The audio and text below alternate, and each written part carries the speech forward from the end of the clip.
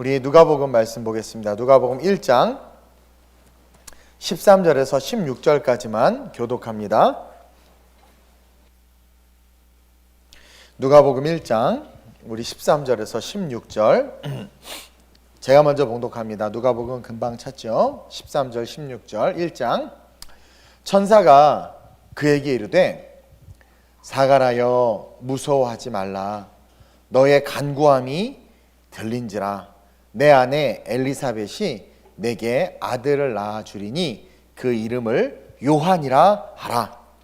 너도 기뻐하고 즐거워할 것이요 많은 사람도 그의 태어남을 기뻐하리니 이는 그가 주 앞에 큰 자가 되며 포도주나 독한 술을 마시지 아니하며 모태로부터 성령의 충만함을 받아 함께 이스라엘 자손을 주 곧 그들의 하나님께로 많이 돌아오게 하겠습니다. 아멘. 따라합시다. 주 앞에서 큰 자가 되라. 이게 얼굴 보세요, 옆 사람. 주 앞에서 큰 자가 되자. 네. 우리가 살아가는 삶은 광야예요. 광야. 그렇죠? 우리가 살아가는 삶은 광야입니다. 하루가 다르게 살기가 점점 힘들어지고 하루가 다르게 어둠의 포스들이 점점 늘어나는 것 같아요. 근데 그 어둠의 포스가 어디서부터 늘어나느냐? 우리의 마음에서부터 불안, 근심, 염려. 너희는 근심하지 말라. 염려하지 말라. 얼마나 성경에 많이 있어요? 근데 우리는 안 좋은 일이 혹시 나에게 일어나면 또 만약 이러면 어떡하지? 라는 불안, 초조, 어둠. 사실은 기대하고 소망해야 되는 존재가 우리의 존재인데 그게 쉽지가 않아요. 그렇죠? 그것은 그만큼 우리 안에 묵상의 힘과 더불어 우리 주님을 신뢰하는 마음이 없어졌다라는 증거 같아요. 이스라엘 백성들이 광야에 이렇게 길을 걷다가 광야는 먹을 게 없잖아요. 하나님께서 만나를 내려주시니까 너무 좋으면서도 너무 감사하면서도 동시에 뭐요? 염려가 오는 거야. 예수님이래. 구약의 하나님이 그날 먹을 것만 거두라고 했잖아요. 근데 우와 해바라기 씨 같은 만나가 확 사방에 쫙 깔리고 먹어보지도 못한 그 맛있는 그게 그러니까 거두는데 말씀은 오늘 먹을 것만 딱 구해서 딱 챙기라고. 그러면 딱 챙겼어요. 나랑 내 자식이랑 먹을 건데 얘는 2인분 먹으니까 이만큼 이렇게 챙겼단 말이에요. 근데 마음에 염려가 일어나는 거죠. 하나님이 우리를 먹이시고 입히시고 돌보실 거기 때문에 걱정하지 말라고. 눈에 보이는 구름 기둥과 불 기둥과 같이 내가 너희와 함께 할 거라고 말씀하셨음에도 불구하고 하나님의 축복의 만나라는 그 기적의 음식 앞에서도 우리 안에는 뭐가 지금 올라오고 있어요? 염려가, 걱정이. 왜? 걸어가야 되는 그 길이 광야니까. 내일의 삶이 어찌 될지 모르고 앞으로의 삶이 어찌 될지 모르고 계속 지금 불안한 사회 정세부터 시작해서 국제사회와 모든 것이 다 불안하잖아요. 오늘 밥 먹는데 우리 사모님이 3단계 되면 어떡할 거냐고 나한테 물어보는 거예요. 그래서 내가 3단계든 4단계든 5단계든 우리는 그냥 가는 거지 뭐. 그러면서 딱딱한 밥을 먹었는데 염려해요. 염려. 그냥 맛있게 밥을 먹어야 되는데 밥 맛 없게 갑자기 그런 얘기를 하니까 그렇죠? 근심과 걱정을 그냥 사서 하는 거예요. 사서. 우리가 늘 그래요. 우리의 인생이 늘 그렇단 말이죠. 그러니까 우리가 살아가는 삶은 광야야. 근데 성경을 보니까 광야에 길을 내시는 분이 하나님이시고 사막에 강을 내시는 분이 우리 주님이시고 또 우리는 찬양해. 그렇죠? 그 하나님 막 두려워 말라 막 찬양해. 근데 겁나 두려워해. 찬양할수록 외칠수록 내 안이 공허해지는 거죠. 왜? 내 안에 진짜 성령의 충만함이 있어서 외치면 자기야 괜찮아. 하나님이 당신 세워. 자기야 괜찮아. 당신 구원 받아. 교회를 죽어도 안 따라오지만 자기야 괜찮아. 교회 안 오려고 용 쓰지 마. 그냥 언젠가 자연스럽게 오게 돼 있어. 그러면서 그 어떻게 뭐랄까 외치면 외칠수록 우리 안에 기대와 소망이 넘쳐나야 되는데 이상해. 그렇죠? 뭔가 이상해. 근데 성경의 위인들을 보면 오늘 뭐 세례 요한도 그렇지만 광야에서 메뚜기와 석총을 먹고 그리고 사실은 제사장의 가문이기 때문에 전에도 설교했지만 비단 옷과 좋은 인맥과 좋은 친구들과 함께 좋은 포도주를 마시면서 행복하게 살 수 있던 삶의 컨디션을 가진 자가 세례 요한이에요, 여러분. 엘리사벳과 사가랴의 아들이에요. 그리고 기도로 응답받은 아들이니 애가 없어서 그러다가 낳았으니 얼마나 애지중지했겠어. 요한이 하면 알아서 아빠가 막 키고 엄마가 그냥 그럴 아들인데도 어떻게 해요? 지 먹을 거 입을 거 신경도 안 쓰고 광야에서 외친단 말이죠. 헤롯이 언제 자기 목을 벨지도 모르는, 그리고 수많은 사람들이, 수많은 기득권층들이 자기를 죽이고 자기를 싫어하는 것을 알아. 그리고 대놓고 막 이 독사의제자 막 욕하고 다녀. 근데도 불구하고 그런 위협이 느껴지죠. 왜 몰라요? 저도 위협을 안 느끼겠어요? 저도 기도했어요. 하나님 내가 다 책임지겠습니다. 이렇게 기도했단 말이에요. 그러니까 안 느껴지, 그냥 느껴지고 공포가 오고 언제 죽을지도 모르고 물을 마시는데 독을 탄 건 아닐까 막 걱정이 돼서 말 천국 가면 좋지 막 그러면서 그냥 두려워하고 염려하는 게 아니라 세례 요한은 거침없이 그 광야의 삶을 산 거예요. 어쩜 우리랑 이렇게 다를까? 성경을 그렇게 잘 알고 신앙이 있어서 하나님은 우리를 지키셔, 보호하셔, 사막에 길을 내시고 40명한 그들의 신발이 닳지 않고 옷이 닳지 않고 그들을 먹이셨잖아. 구름귀가 불기둥 이끄셨잖아. 그러면서 알지만 그게 전혀 실제가 되지 못하는 우리는 따라합시다. 주 앞에서 작은 자다. 왜 주님은 인간을 자기보다 큰 자라고 했을까? 어떻게 이 세례 요한을 자기보다 큰 자라고 했을까? 자신은 십자가 사명으로 그 사명을 완수함으로 그 일이 끝나지만 열려진 그 구원의 문으로 수많은 사람을 이끄는 그 일이 더 위대하기 때문에, 더 가치 있기 때문에 하나님은 너는 나보다 큰 자다. 다시 말해서 나를 통해서 수많은 영혼들을 주께 이끄는 그 일이 너무나 귀하고, 정말 이 세상에서 큰 자라고 말하는 것은 예수가 구원임을 확신하기 때문에 그 예수를 향해서 수많은 영혼들과 우리의 삶을 올인할 수 있는 자들, 그러한 자들이 진짜 큰 자들이다. 근데 무엇을 입을까? 무엇을 마실까? 염려하는데 어떻게 예수에게로 달려가요? 무엇을 마시고 무엇을 입지? 내일은 어떻게 살지? 막 염려하는데 어떻게 달려? 못 달려가. 그러니까 예수가 저렇게 크고 아름답게 우리의 삶에 축복의 팔을 벌리고 계심에도 우리는 그 은혜를 하나도 누리지 못하고, 마치 만나가 떨어졌음에도 그 만나, 말씀을 주워 먹지만 내일에 대한 갈급함과 염려 때문에 더 많은 믿음이 없는 거지. 신뢰하지 못해요. 더 많은 만나를 거뒀다가 썩고 곰팡이가 쓸고 그 추한 것을 보는. 그러니까 결국 우리의 인생이 염려로 긁어모으는 인생은 썩는 인생이요, 염려로 긁어모으는 인생은 추한 인생이 될 수밖에 없다라는 거예요. 2000년 전이나 아니 그 이전 4000년 전이나 우리 주님은요 구름기둥과 불기둥으로 이스라엘을 이끄셨듯 지금 우리가 살아가는 이 광야와 같은 삶에 우리를 이끄시기 위해서 하나님은 사사들을 지금도 세우길 원하신다라는 거죠. 미국이 뭐 대선 정황이 복잡하고 한국도 여러 가지 이념의 문제들이 있고 중국과 미국의 어떤 그런 긴장 관계들, 코로나라는 이 문제, 백신을 언제 맞을려나 모르겠는데 어쨌든 이 문제들, 이런 상황에서 다 쫄아있고 다 위축되어 있는 이런 상황에서 그 쫄아있고 위축되어 있는 작아진 자들을 이끌 수 있는 사사들을 우리 하나님은 세우고 싶어 하신다라는 거예요. 사사들은 하나님의 음성을 듣고 이스라엘 백성들에게 그 하나님의 뜻을 전하고 또 어빌리티, 능력을 받아서 위기에 빠진 하나님의 백성들, 이스라엘 백성들을 구원하는 데 쓰임 받았잖아요. 그게 사사잖아요. 지금도 마찬가지로 하나님은 자신의 음성을 들려주고 싶어 하시고 그 음성을 들은 우리가 그 음성을 전하기를 원하시고 그 음성을 전할 때 부딪히는 문제를 하나님의 권능의 팔로 역사해 주셔서 그 문제가 해결돼서 수많은 사람들이 주께로 올 수 있도록 능력을 드러내길 원하신다라는 거죠.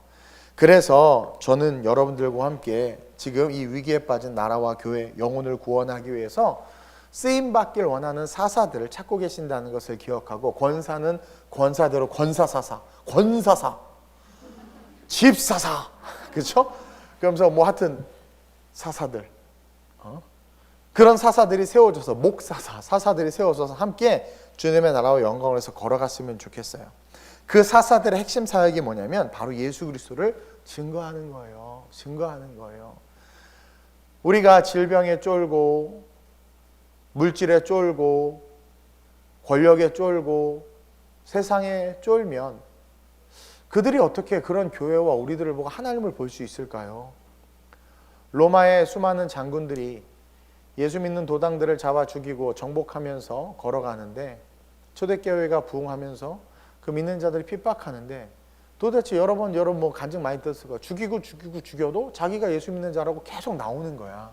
그러니 예수 믿는 자들을 두려워할 수밖에 없는 거예요. 시장통에 갔더니 모든 사람들이 이문과 이익을 남기기 위해서 누룩을 갖다 붓고 거짓 저울을 쓰고 하지만, 크리스찬 빵집, 크리스찬 소금집, 크리스찬 어물전이에요. 뭐 하여튼 그런 데는 가보면 너무나 정직하게, 너무나 올바르게 장사를 하니까 당시에 크리스찬들이 장사하는데 그냥 묻지도 않고 샀다고 그러잖아요. 그러니까 사람들이 그런 사람들을 보고 누구를 봐요? 하나님을 보는 거 아니겠어요? 교회가 힘들어져가, 교회 학교가 무너져가, 맨날 지금 대한민국 교회 학교가 무너져가고 있대. 그러면 내가 능력 있고 없고를 떠나서 나 한 사람이라도 그럼 교사가 돼서 어쨌든 그 빈자리를 메꿔보자 하는 그런 마음, 하나님이 나를 사사로 부르셔서 쓸 것을 믿고, 한국교회가 타락한다고 에이 교회 다니지 마, 그게 아니라 그래도 내가 섬기는 교회에서 그래도 내가 이 교회가 올바로 갈 수 있도록, 그래 내가 기도하는 그 한 사람이 돼야지. 뭔가 이런 마음을 가지고 이 세대에 우리가 서 있을 때, 그리고 그런 사람들을, 청년들이나 누가 이렇게 봤을 때, 야 그래 하나님 살아계시지, 그 모습을 통해서 하나님 보시지 않겠어요?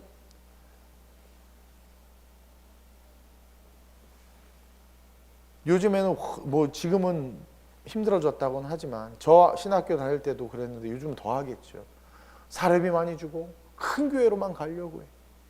하나님께서 원하시는 곳에 가서 헌신하고 섬겨야지 라는 마음이 없는 거예요 요즘에. 그럼 또 그러죠. 현실적으로 생각하세요. 생계는 어떻게 하려고요? 그러니까 그래, 현실적으로 생각해. 생계 힘들어. 근데 주께서 부르시는 그곳에 가면 주께서 책임져 주시지 않겠어요? 성경은 그렇게 말하고 우리는 그렇게 신앙 고백하지만 실제는 사역자들조차도 그렇게 못 사는 거예요. 돈에 쪼들려 사는 거예요. 묶여 있는 거예요.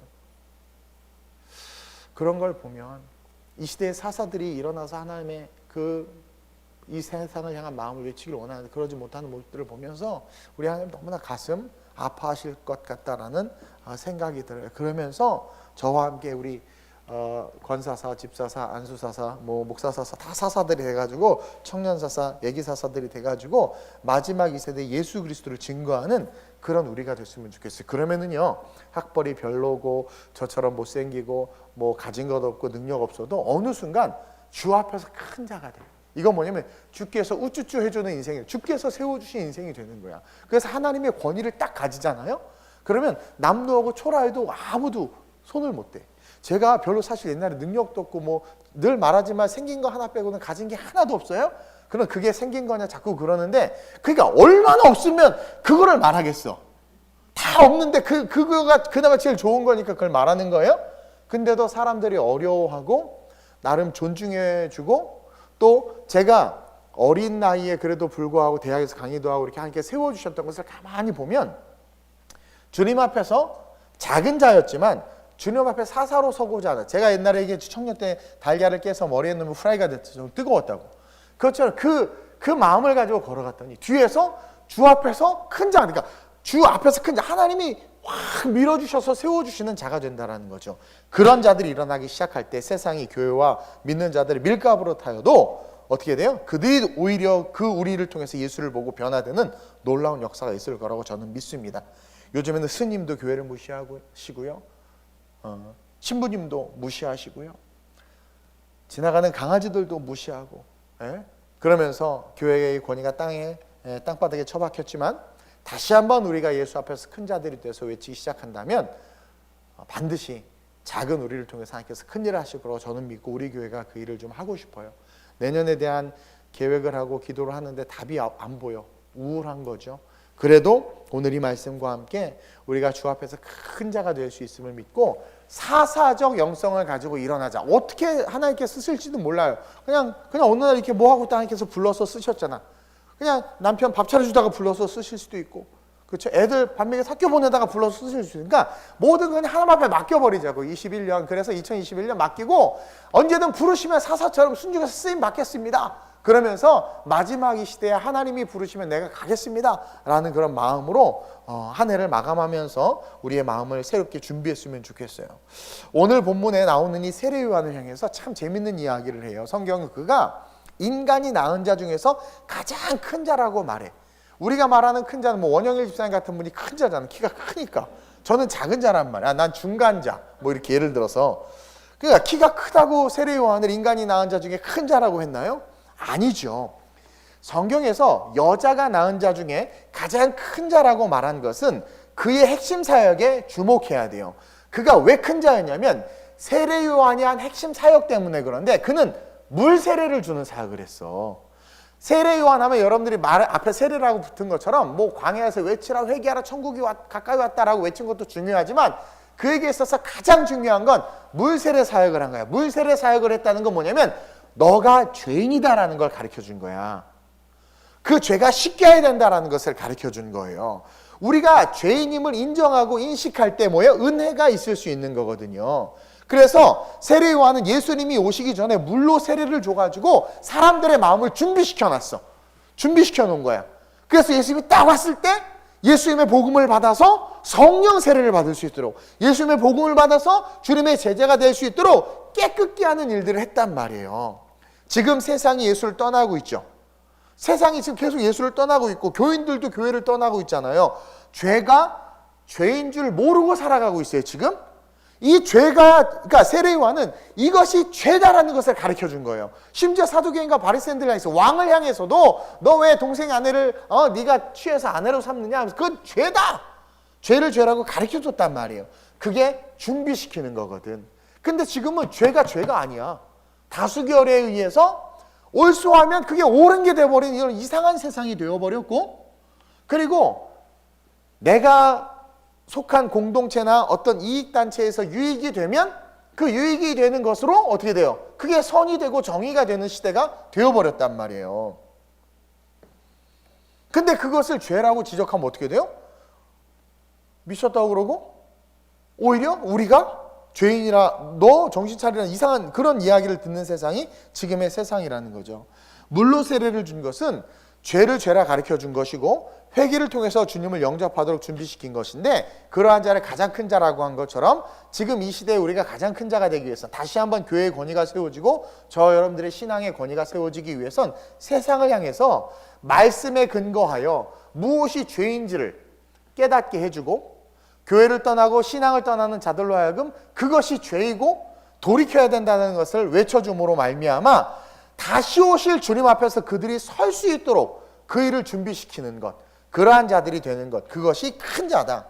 그래서 세상을 향해서 옳고 그름의 기준이 인간이 아니라 하나님의 말씀임을 전하고 우리가 얼마나 죄악 가운데 있고 물들어가는지를 계속해서 삶의 모습으로, 우리가 살아가는 삶의 모습을 비춰주고 드러내야 되는 거죠. 그러한 자들을 큰 자라 칭하심을 기억하면서 첫째로 구별된 삶을 추구해야 된다라는 것을 저희들이 깨달아야 돼요. 즉 주 앞에서 큰 자가 되기 위해서는요, 구별됨이 있어야 돼.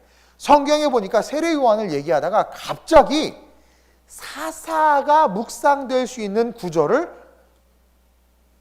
하나님이 말씀하세요. 15절에 보니까 이는 그가 주 앞에서 큰 자가 되며 포도주나 독한 술을 마시지 아니하며 모태로부터 성령의 충만함을 받아라고 이야기하고 있어요.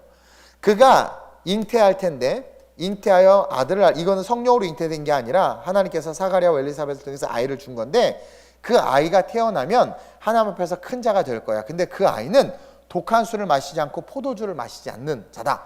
여러분, 사사가 세 가지 하지 말아야 되죠. 머리에 삭도를 대지 말아야 돼요. 근데 이건 율법이라 없어졌어요, 여기서는. 그리고 포도주를 마시지 말아야 돼. 왜냐면 우리는 세수예요. 성령을 마셔야 되기 때문에.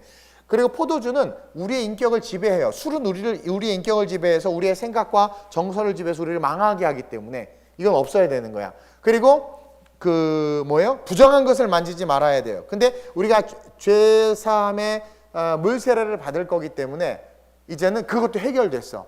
정말 중요한 것은 뭐냐면 이제 우리가 하나님의 거룩한 도구로 쓰임받기 위해서 어떻게 해야 되는 거예요? 사사들과 같이 이 세대의 사사처럼 그런 것이 아니라 이미 예수께서 성령과 함께 우리에게 모든 것을 주셨으니까 이제는 삶의 모습에서 사사임이 드러나도록 구별된 삶에 사는 저와 여러분들이 되어야 된다는 거예요.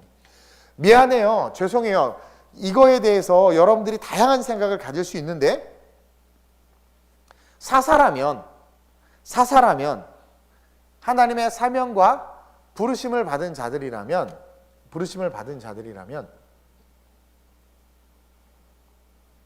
나는 이번에 수능 뉴스를 보는데 어떤 아이가 수능을 너무 치고 싶으니까 방호복을 입고 그쵸? 수능장에 가더라고.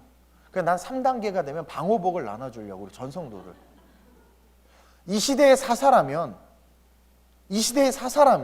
아니 수능 그거 꼭 봐야 되니까 그렇게 한 거죠. 이 시대의 사사. 그러니까 교회가 세파에 뭐 한마디 하면 그들 우르르 넘어지고 이게 아니라 이 시대의 사사라면 그게 정말 나의 가장 소중한 가치라면 구별됨이 있어야 되잖아요. 어떤 그런 구별됨을 보여줘야 되는데 그냥 다 똑같이 휩쓸려 간단 말이에요. 그러한 자들이 어떻게 주 앞에서 큰 자가 될 수 있겠냐라는 거야. 제가 방역을 무시하거나 그런 것을 쉽게 여기고 경히 여기는 게 아니에요. 제가 말하고자 하는 핵심은 세상 주관자 주권에 흡수되어서 살아가는 크리스찬이 아니라 우리가 그리스도 앞에서 사사로서 구별된 모습을 보임으로 말미암아 세상 사람들에게 무엇이 옳고 그르고 세상 사람들에게 예수가 어떠한 분인지를 알려주는 그런 우리가 돼야 된다는 거죠. 그래서 수요일 날도 그런 얘기를 잠깐 한 거예요.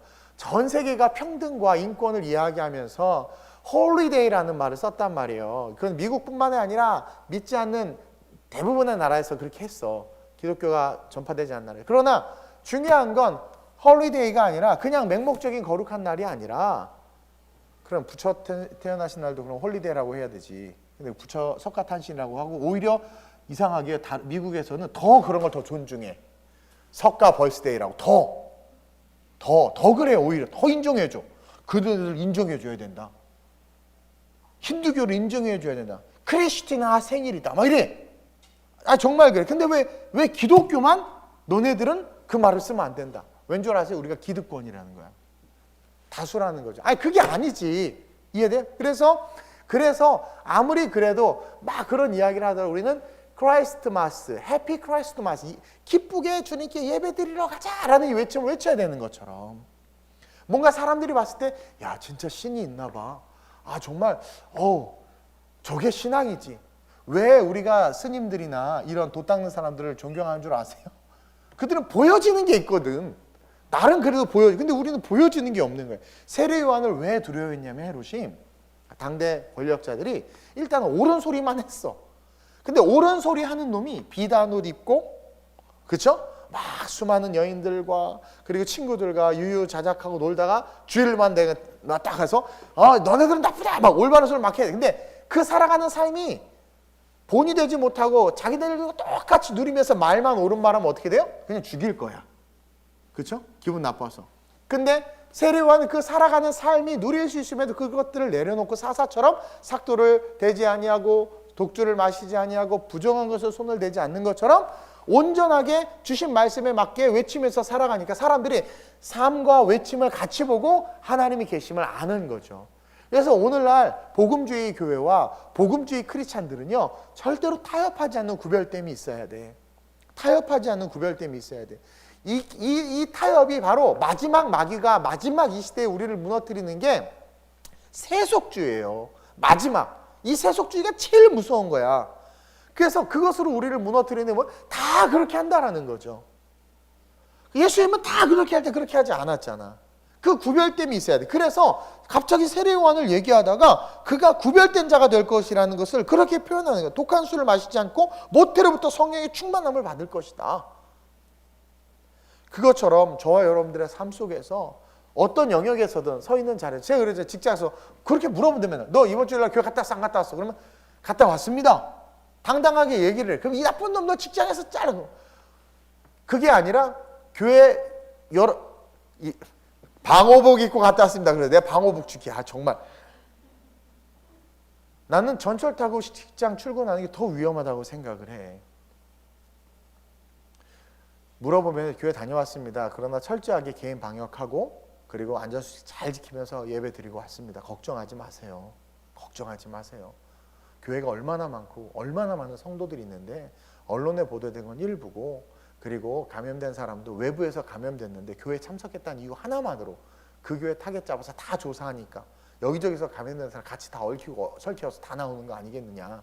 근데 어제 TV조선 뉴스를 보니까 이제 다 이해하더라고요. 다 알더라고요. 그 어떤 그 박사님이 나와서 얘기하더라고요. 우리 대한민국 백신 구하지 못한 거랑 그 다음에 12월이나 가야 뭐 맞을 수 있을래나 뭐 하여튼 그런 거랑, 그리고 이제는 그렇게 하는 게 의미가 없다라고 다 이야기를 해요. 그러니까 우리는 그동안 속았었던 거죠, 어떻게 보면. 근데 사람들이 자꾸 압박하고 우리를 겁박한다고 굳이 그렇게 거짓말 할 필요 없이. 그리고 제가 그랬잖아요. 교회와 목회자로서 예배는 항상 열려 있지만 공무원,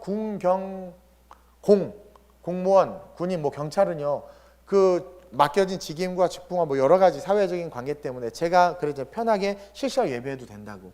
그러나 그러지 않아도 됨에도 불구하고 이 기회에 편승해서 육체의 소욕을 쫓아 예배를 드리면 좋지만 사실은 그렇지 않고 이것을 기회 삼아 마귀의 유혹에 세상으로 나간 사람들이 있어요. 경건이 무너지고 있는 사람들이 있단 말이죠. 그렇기 때문에 교회는 더욱더 예배와 하나님을 향한 사역들로 세워져 있어야 되고 함께 그 길을 걸어갈수록 독려해야 된다는 거지. 점점 주 앞에서 작은 자들이 많아지고 있는 이때에 아름다운 우리 교회 성도 저와 여러분들은 사사의 마음과 영성을 가지고 구별됨으로 주 앞에서 큰 자들이 되시길 주님의 이름으로 축원드리고요.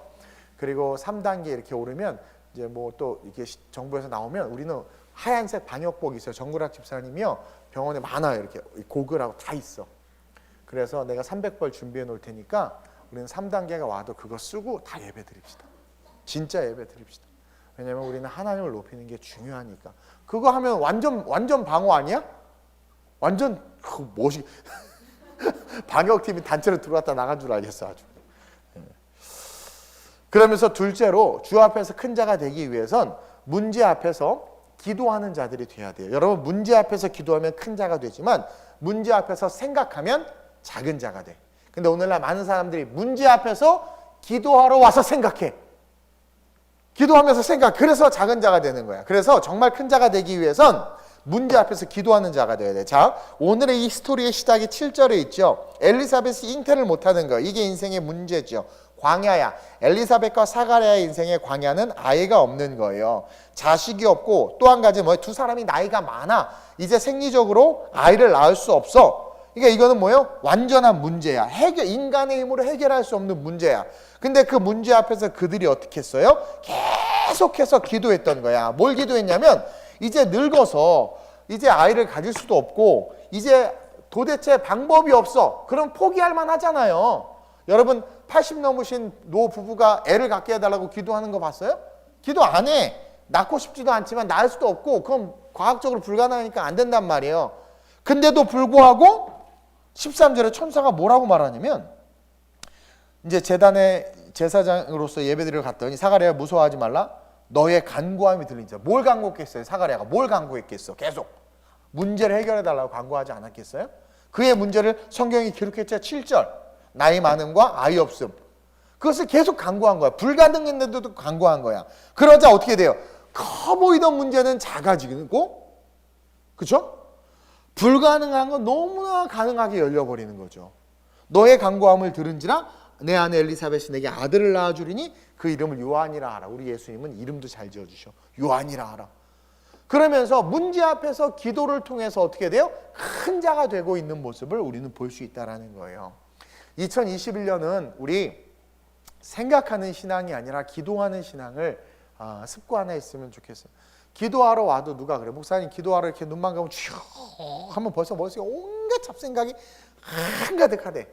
그럼 대적하면 내가 나사렛 예수의 이름으로 면 잡생각아 떠나가라. 잡생각아 떠나가라. 목사님 1시간 동안 잡생각아 떠나가라 하고 끝나고 가는데 기분이 잡신 기분이에요. 그러면서 가. 그렇게 한 3일만 해보라고 그래봐. 잡생각이 안 나. 정말 그래요. 그게 묵상의 힘이에요. 묵상의 힘. 요가나 이런 사람들 이게 이제 신인 합이라고 막 이렇게 요가 하잖아요. 되게 힘들어하는데 한 달 정도 되면 되게 평안함을 느껴. 왜냐면 정말 잡생각이 사라져. 훈련을 통해서도 사라져. 그건 정말 그래요. 그래서 명상하고 막 그런 거 단전호흡하고 막 그러잖아. 그러다가 귀신을 만나서 문제지. 여러분 그럴 때 귀신을 만나요. 그래서 만들어진 게 이슬람이에요. 동굴 속에서 무함마드가 그 귀신을 만나가지고 그 종교를 창시한 거란 말이에요. 어쨌든 그것처럼 우리가 정말 주의 이름을 부르면서 깊이 있게 묵상하면 잡념이 사라져. 거기까지 들어가야 돼. 그러면서 주여 부르면 여러분들을 무겁게 힘겹게 억누르던 그 모든 문제가 한순간에 확 사라지면서 문제 때문에 내가 쪼그라들고 작았었는데 너는 결코 작지 않다 하는 주님의 음성과 하면 내가 확 커져. 그러니까 더 이상 문제가 아닌 게 돼버리는 거 아세요?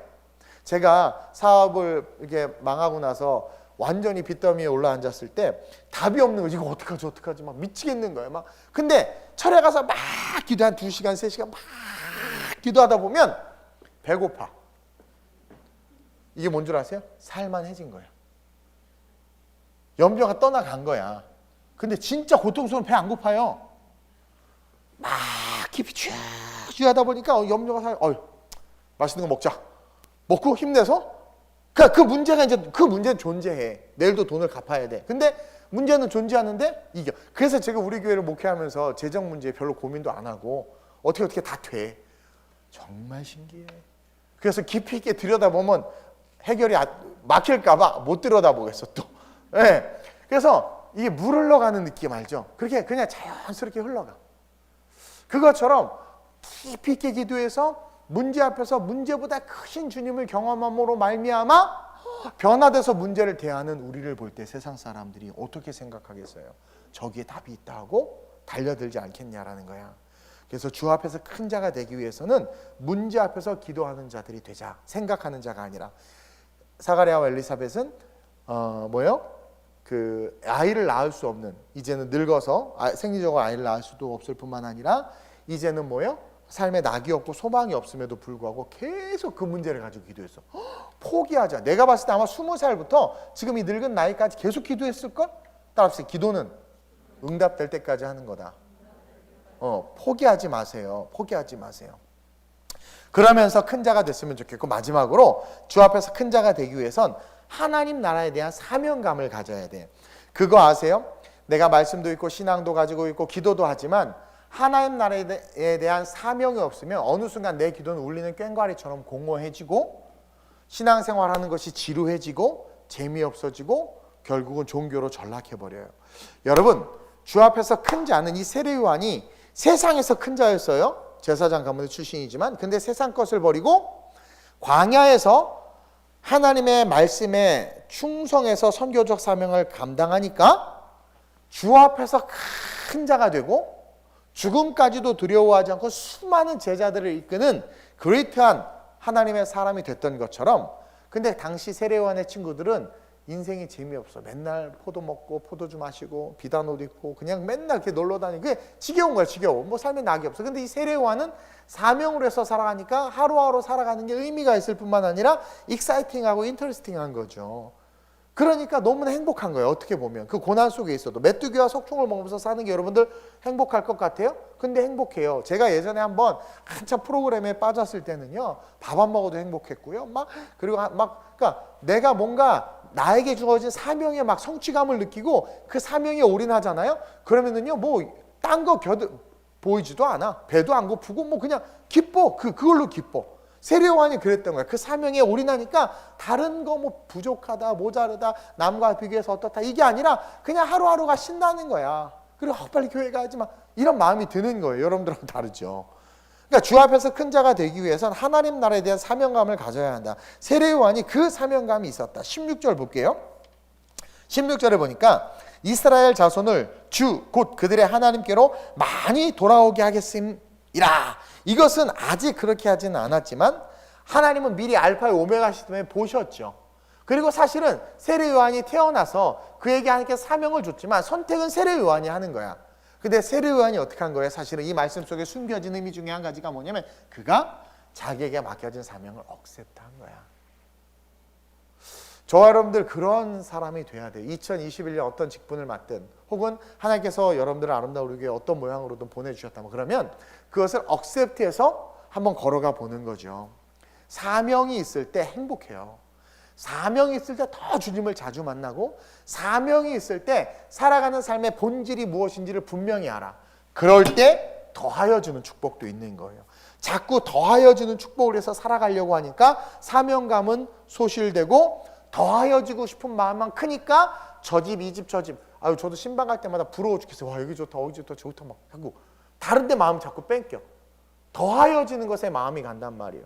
그럼 어떻게 돼요? 결국은 신앙생활하는 것에서 점점 우리는 멀어질 수밖에 없고 주 앞에서 작은 자가 되고 너무나 작아져서 겨자씨 안에서 이제 보이지도 않고 결국은 마귀에게 휩쓸려 넘어가는 거죠. 그러나 사명감이 있으면 나는 이거 해야 돼. 이 일을 저에게는 이제 선교예요. 저는 선교사 목사지만 선교사예요. 사실은 하나님 저를 선교사로 콜링했단 말이에요. 그래서 사실 그거를 할 때는 제일 신이 나. 정말 몸이 천근만근이 되고 막 그래도 제일 신이 나고 막 음식이나 이게 다 불편하고 잠자리도 불편하고 막 엉망진창이고 뭐 우리 청년들랑 같이 그냥 막 그 유스 호스텔 막 6인실 8인실에서 같이 자고 막 뒹굴어도 행복해 막. 그게 이제 사명이니까. 그러면 거기에 집중하면 다른 게 안 보여. 제가 이제 개척하고 얼마 안 지났는데 이제 조그만 교회에서 막 월세 걱정하면서 막 이러면서 전도사 때. 근데 나보다 학교에서 공부도 못한 놈이 생긴 것도 못생긴 놈이 아버님이 목사님이라는 이유로 교회를 물려받았대네. 그 또 아는 분은 뭐 누가 여의도에서 2억을 받아서 이렇게 했대. 그거 막 배가 아픈 거야. 그리고 막 이게 잠이 안 와. 죄송해요. 저 등신 같은 게 막 저 악하고 맨날 당구 치고 놀던 놈 이게요. 그때부터 이제 주일날 설교하러 딱 갔더니 강대상도 없지 뭐 바닥에 주여 이게 뭡니까? 난 정말 주를 위해서 진짜 내가 막 우울함이요. 우울함. 제정신이 아닌 거죠. 그렇죠? 그게 뭐예요? 자꾸 더하여지는 것을 보는 거야. 마음을 자꾸 거기에 뺏기는 거예요. 목사님 다른 교회에서는 이렇게 한단 말이에요. 저쪽 교회에서는 저렇게 한단 말이에요. 저쪽 교회를 가든가. 이게 하나님 그러다가 이제 깨달았어요. 민족과 열방의 사도로 내가 너를 부르지 않았느냐. 그의 나라와 그의 의를 위하여 살아가라. 그리고 나서 십자가를 딱 보니까 정신이 바짝 드는 거예요. 그래서 그냥 남이 뭐라 하든 막 달려간 거죠. 그러면서 또 막 길이 열려. 그러니까 예비된 길을 걸어가니까 제가 1부 때도 이야기했지만 1부 때는 혀가 잘 안 풀려서 말을 잘 못해요. 1부 때 막 달려갔더니 말한 것처럼 주께서 뒤에서 순종을 통해서 역사해 주시는 거야. 막. 그러니까 막 길이 열리고. 그러니까 우리는 막 열려서 하나님 복주 막 돈을 쏟아 부어주시고 막 대부흥이 일어나는 그러는데 그런 거 아니에요. 하나님이 나에게 맡긴 일이 잘 이루어지는 거야. 그게 제일 중요한 거야. 하나님이 나에게 맡긴 일이 잘 이루어지는 거. 이게 하나님이 도우시는 거. 이게 부흥이에요. 하나님이 나에게 맡기지 않는 일이 잘 이루어지면 내 마음의 중심의 무게추가 일로 가버리지. 맡겨진 일에 잘 걸어가는 거. 그게 충성이야. 오늘 성가대 중창 연습하는 분에 은혜 받았어. 효주가 나는 혹시 카톡해서 목사님 2.5단계인데 어떻게 해야 되나 이렇게 물어볼 줄 알았어. 아니 사모님도 3단계면 어떻게 될까냐고 물어볼 판인데 지금. 근데 안 물어보고 24일 날 밤에 내가 우리 중창팀 멋진 곡 했으면 좋겠다 했더니 그 연습한 거죠. 착하고 충성된 딸아 복 받을지어다. 중국에 있는 우리 건수는 건강하고 복 받을지어다. 하여튼 그 남편이 없으니까 담대해졌나? 그러니까 이게 아름다워. 제가 보기에도 이렇게 아름다운데 하나님이 하나님의 말씀에 순종해서 사명감을 가지고 그 일에 올인하는 그 심령을 볼 때 얼마나 이쁘겠냐라는 거야. 그리고 너무나 이쁘니까 그 자녀를 잘 되게 하시거나 너무나 이쁘니까 그 인생에 있어서 앞에 장애물을 치워주시거나 그렇게 한다면 때로는 고난이 계속될 수도 있어. 그렇게 사명을 해서 걸어가는데 그것은 왜냐하면 나를 사랑하시고 나에게 완전한 구원과 축복을 주시기 위함인 거예요. 나도 모르는 내 안에 연약함이 있을 수도 있는 것이고 어쨌든 세례 요한에게 이스라엘 자손 주 곧 그들의 하나님께로 많이 돌아가게 하시라 사명을 줬더니 세례 요한이 나중에 자라서 야 너 그런 일 할 거래. 네 어머님 제가 그것을 하겠습니다. 그거 한 거야 그거. 얼마나 멋있어. 그래서 예수님이 그런 거예요. 여자가 낳은 자 중에 가장 큰 자가 세례요한이다. 그냥 태중에서 받은 사명을 목숨 걸고 지키고 결국은 목이 잘려 순교를 당했잖아요. 근데 하나님 이렇게 기뻐하셔. 우리는 가끔 죽는 걸 되게 두려워해요. 나는 가진 게 없어서 그런지 몰라도 별 죽는 건 두렵지 않아요. 늘 말하지 천국 빨리 가고 싶은데. 근데 죽는 걸 왜 두려워하느냐? 너무 이 땅에 마음의 중심이 가 있을 뿐만 아니라 그만큼 천국이 멀고 없는 거야. 그래서 죽음이 두려운 거예요. 물론 죽음이라는 과정이 고통스럽고 괴로울 수 있고 아플 수 있고 나를 사랑하는 주변 사람들을 힘들게 할 수 있지만 바울이 그러잖아요. 예수님도 그러잖아요. 잔다. 나사로가 잔대. 그리고 바울이 너희가 죽음에 관하여 모르는 걸 내가 원하지 않는다. 그래서 설명해 주잖아요. 빨리 이 육체를 벗고 영원한 천국에 가는 그 거봐 벌써 표정이 안 좋아. 죽고 싶지 않아. 그러니까 우리 자꾸 작아지는 거야. 세상에 작아지고 코로나에 작아지고 물질에 작아지고. 자, 2021년을 이제 앞두고 있어요. 우리 2021년 주 앞에서 큰 자가 돼야지. 저 큰 별처럼 내가 세상에 빛을 비추는 사명감을 가진 자가 돼야 되겠다. 그리고 이제는 문제 앞에서 생각하지 말고 기도해야 되겠다. 그리고 엘리사벳과 사가랴 보세요. 자, 뭐 20살에 결혼했다고 칩시다. 그래서 지금 80이에요. 예를 들어서 그러면 20살에 결혼해서 80세까지 80은 아니에요. 계속 기도한 거야. 근데 문제는 불가능한 상황인데도 계속 기도한 거야. 이게 기도라는 걸 가르쳐 주는 거예요. 만나가 떨어지지만 내일 혹시 만나가 안 떨어지면 어떡하지라는 염려가 자라나서 썩는 인생 되지 아니하고, 염려가 자라나서 썩는 인생 되지 아니하고 그냥 하나님의 말씀대로만 살아가는 세상의 구별된 모습을 보이는 그런 우리가 되어야 되겠다. 아니 오죽하면 이렇게 목사님, 선배 목사님 우리 전화가 와. 이 목사님 내일 어떻게 해? 난 생각도 안 하고 있었는데 예를 들면 뭐 어떻게 예배 드리는 거죠. 그러니까 구별됨. 그래서 사실은 방호복 생각을 어저께까지 못했는데 아까 기도하다가 생각이 났어요. 방호복. 왜냐하면 필리핀에서 홍수가 났단 말이에요. 우리 성전, 우리가 3층 성전을 쓸 때였는데 이름도 기억이 안 나네. 익스클루시브 빌리지에서 어쨌든. 근데 우리 민천기 형제님이 출국을 해야 되는 거야. 필리핀 선교 왔다 늦게까지 남아있는데 가야 되잖아요. 이탈리아로. 한국인가 이탈리아로. 그러니까 비행기 타야 되니까 비행기 시간이 있으니까 세상에 물이 이렇게 막 여기까지 차. 아니 비행기 표 캔슬하고 다음에 가도 돼요 사실은. 근데 가야 되는 거야. 그러니까 방호복 입고 물 안 들어오게 입고 거리에 나가서 가더라고. 기어이 가더라고. 근데 우리가 예배가 비행기 시간, 비행기 표 타고 고향 오는 것만도 못해서 되겠냐라는 거죠. 그렇죠? 우리 그 정구락 집사님 방호복 250개만 준비. 우리 평균 따지면 한 200개만 하면 되겠다. 200개. 윤미 집사님 준비해 놓으세요. 아셨죠? 그래서 3단계 되면 아마 정부에서 나와도 놀랄 거야. 깜짝 놀랄 거야. 할 말이 없지. 아니 할 말이 없지. 완전 무장. 모자까지 다 입고 앞에 다 테이프 해가지고 이렇게 써서 이렇게 해서 앉아서 다 자막으로 싸주니까 성경 안 들고 와도 돼. 그냥 입고 오세요. 집에서부터 입고 와. 이렇게 집에서부터 나눠줄 테니까. 그러면서 정말 얼마나 주님을 사랑하고 교회에 그 예배를 사모하면 저 교회는 저 극성일까. 그래서 결론은 저는 여러분들과 저도 큰 자가 되고 싶어요. 사람 앞에서 큰 자가 아니라 주 앞에서 큰 자. 이 시간 이렇게 한번 기도합시다.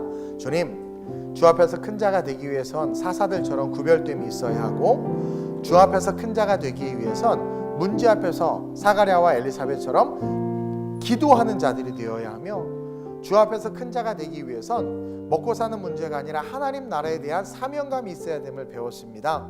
하나님, 오늘 세례 요한에게 주신 사명, 이스라엘 자손을 그들의 하나님께로 많이 돌아오게 하는 사명은 오늘 우리에게도 예수님의 입술로 주셨습니다. 모든 민족으로 제자를 삼으라고 그 일에 내가 쓰임받게 하시고, 우리 교회는 선교지가 3곳이나 있어요. 필리핀, 이탈리아, 독일. 이건 선교지예요. 우리 교회 여러분의 선교지예요. 성장 예배 배우신 분들은 알 거예요. 그 선교지에서 내가 하나님 무엇이든 하나님 사명 감당하며 주의 종과 함께 아름다운 우리 교회와 함께 주님 오실 준비하겠습니다.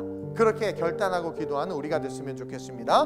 우리 이 시간 한번 말씀을 기억하면서 주님의 이름 3번 부르고 합심으로 전심으로 기도합시다. 주여 주여 주여. 할렐루야. 좋으신 아버지 하나님 감사합니다. 성령이 함께하여 주옵소서. 성령의 기름 부어 주옵소서. 마지막 이 시대에 주 앞에서 큰 자가 되기를 원합니다. 점점 세상에서 교회를 밀가부르타고 믿는 자들을 멸시하고 신앙에 대해서 그 신앙의 가치를 모욕하고 예수를 짓밟고 있는 이 시대 속에서 하나님, 우리가 예수 앞에 큰 자가 되어 세상 가운데 하나님을, 세상 가운데 예수를 드러내는 복음의 산증인 될 수 있도록 주여 우리를 사용하여 주시옵소서. 하나님은 세례요한을 통해서 우리에게 놀라운 깨달음을 주셨습니다. 주님, 이 세례요한은 사사가 아니지만 사사와 같은 구별됨이 있어야 됨을 우리에게 보여주셨습니다. 하나님, 우리는 구별된 모습으로 말씀을 의지하여 말씀대로 삶을 살아가는 모습으로 세상 한복판에 서 있어야 될 줄로 믿습니다.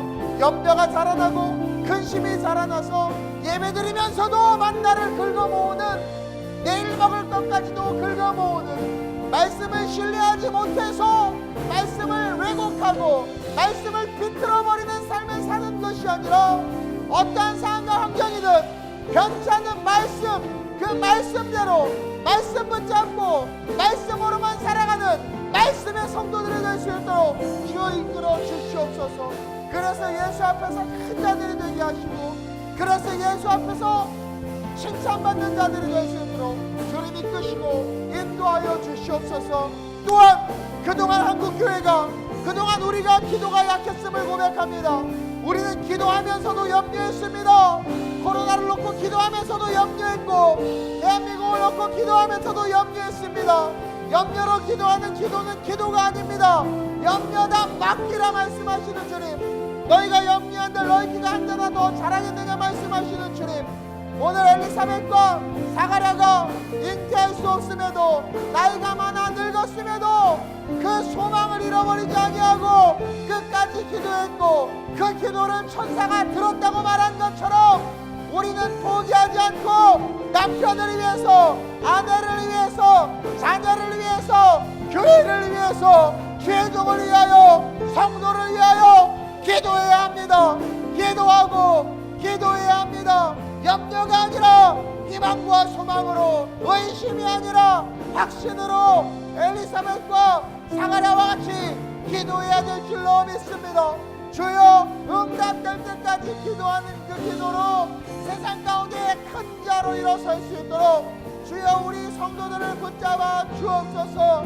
바라기는 하나님, 우리가 직장에서 승진하고 사업이 잘 되고 우리의 삶의 시경이 넓어질 때 기쁘고 행복하고 그것을 위해서 살아가지만 정작 우리가 추구해야 될 것은 우리에게 준 사명의 삶임을 잊었습니다.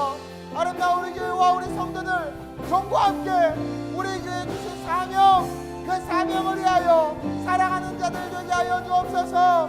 삶의 바쁜 일상 가운데서도 하나님 우리에게 준 사명을 놓치지 말게 하시고, 삶의 다양한 모습 속에서도 각자의 삶을 살아가는 현장 속에서도 우리에게 주신 사명, 모든 민족으로 제자를 삼으라고 말씀하신 사명, 그걸 잊지 않고 지키며 그 일 때문에 살아가는 게 힘나고, 그 사명 때문에 문제도 이겨내고, 그 사명 때문에 더하여 주시는 축복도 받는 그런 우리 성도들 되게 하여 주옵소서. 예수의 이름으로, 예수의 이름으로 일어나 이 시대의 큰 자들이 될지어다. 아름다운 우리 교회가 마지막 이 시대에 예수 앞에서 큰 교회 되게 하여 주옵소서. 예수 앞에서 큰 교회 되게 하시고, 종과 함께 일하는 우리 성도들 예수 앞에서 큰 일꾼 되게 하시고, 큰 권사들, 큰 안수 집사들, 큰 서리 집사들 되게 하여 주옵소서. 주 앞에 칭찬받게 하여 주옵소서. 할렐루야. 내가 원하는 한 가지, 주님의 기쁨이 되는 것. 내가 원하는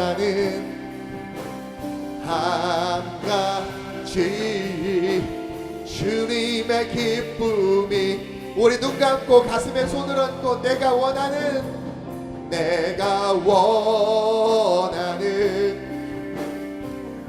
하나님, 이것이 진심이 되길 원합니다. 주님의 기쁨이 되는 것, 예수 앞에 큰 자 되게 하소서. 원하는 한 가지 주님의, 우리 한 번 더 찬양합시다. 눈 감고 큰 소리로 내가 원하는 한 가지 주님의 기쁨이 되는 것, 내가 원하는 한 가지 주님의 기쁨. 우리 한 손은 가슴에, 한 손은 머리 위에 얹으시길 바랍니다. 내가 이 시간 나사렛 예수의 이름으로 명하노니, 오늘 이 시간 이 예배 가운데 함께하는 온라인 오프라인 우리 모든 성도들, 이 시간 믿음으로 가슴과 머리에 손을 얹은 자들마다 예수 앞에서 큰 자가 될지어다. 내가 나사렛 예수의 이름으로 명하노니 말씀으로 강하여지며 의심하지 아니하고 말씀대로 구별된 삶을 살아가는 자들이 될지어다. 그러므로 말미암아 더하여 주시는 축복을 받는 자들로 거룩하게 일어날지어다. 내가 나사렛 예수의 이름으로 명하노니 엘리사벳과 사가랴와 같이 불가능한 상황에서도 포기하지 않고 기도하는 기도의 영성이 말지어다. 그 기도로 말미암아 하나님이 들으시고 응답을 주시는 그 놀라운 축복을 받을지어다. 염려 가운데 고민하고 생각하는 것이 아니라 무릎 꿇고 기도하는 성령 충만한 성도들이 될지어다. 내가 나사렛 예수의 이름으로 명하노니 믿음으로 가슴과 머리에 손을 얹는 자들마다 살아가는 다양한 삶의 자리들이 있지만 그 삶의 자리들 속에서 사명, 내가 너를 부르면 이때를 위함이라 말씀하신 그 사명, 교회와 함께 종과 함께 그 사명을 위하여 살아가는 자들이 될지어다. 그러므로 말미암아 문제를 이겨낼 뿐만 아니라 그러므로 말미암아 하나님께서 도와주시고 더하여 주시는 축복으로 주님 앞에서 큰 자로 재림하실 주님을 만나는 축복의 자녀들이 될지어다. 내가 예수의 이름으로 명하노니 강건하여질지어다. 모든 세포와 육체는 성령으로 강건하여질지어다. 모든 육체의 나약함들과 모든 육체의 연약함들과 모든 육체의 질병들은 예수의 이름으로 묶임을 받아 떠나갈지어다. 코로나는 머리털 끝 하나 우리 성도들 건들지 못할지어다. 나사렛 예수의 이름으로 명하노니 예수의 보혈로 말미암아 성령 충만하게 일어나 마지막 시대의 예수 앞에 큰 자로 복음의 빛을 비추는 빛나는 자들로 일어날지어다. 우리 성도들을 축복하소서. 우리 성도들을 축복하여 주옵소서. 우리 성도들이 이 시대의 사사들로 쓰임받게 하소서. 우리 성도들이 이 시대의 하나님의 능력자들로 세워지게 하여 주옵소서. 지금의 문제에 지배당하는 것이 아니라 문제를 뛰어넘어 역사하신 하나님을 바라보며 늘 찬양하는 성도들이 되게 하여 주시옵소서. 주께서 반드시 그와 같이 역사하시고 함께 해주실 것을 믿사오며 좋으신 우리 주 예수님의 이름으로 감사하며 축복하며 기도드립니다. 아멘.